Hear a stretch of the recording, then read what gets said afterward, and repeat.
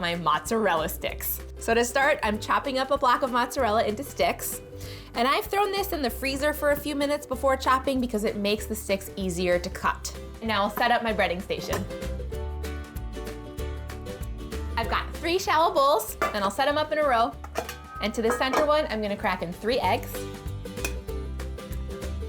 I'll beat these up. And now to the first bowl, I'm gonna add half a cup of flour and a good pinch of salt. I'll just give it a toss with my hands. And then in my last bowl, I'm gonna add my breadcrumbs. I'm using panko breadcrumbs and traditional breadcrumbs here. I love the combination of textures and the added crunch from the panko. I'll add half a cup of breadcrumbs and 1 cup of panko breadcrumbs. Panko breadcrumbs are bigger and fluffier than traditional, so these are gonna make the texture of the breading even better. And then I'll also add half a cup of Parmesan cheese, which will add amazing flavor to the coating. And now I'm gonna season this mixture. I'll add a teaspoon each of onion powder, garlic powder, and Italian seasoning. I'll just mix to combine. Now these are ready to bread. I've got my breading station set up, my flour, my eggs, and my seasoned breadcrumbs. Here I go. The flour helps the eggs stick, so I'll get them completely coated in flour, and then I'll transfer them to the egg. This gets a little messy, but it's worth it. I'll make sure they're completely coated, and then roll them in the breadcrumbs. And I'm gonna designate my right hand for dunking in the egg and my left hand for the breadcrumbs. It makes this process way cleaner.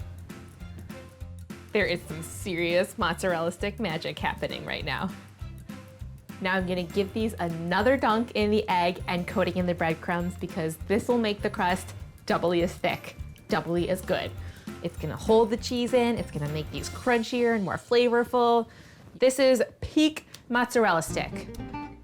Now they go back into the breadcrumbs. 2 breading layers. Oh my gosh. These look incredible. I'm gonna transfer them to a plate and then keep on breading.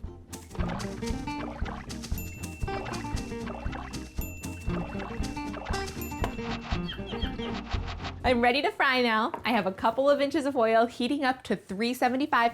I'm gonna fry these in batches until they're golden. It'll only take a couple of minutes. It's already starting to smell really good. I think it's that Parmesan in the breading that's frying right now. Oh yeah. These are ready to come out. I'm gonna transfer these to a wire rack that I have on top of a sheet pan, and that's gonna allow any excess oil to drip off, and it'll keep them crispy on the bottom too.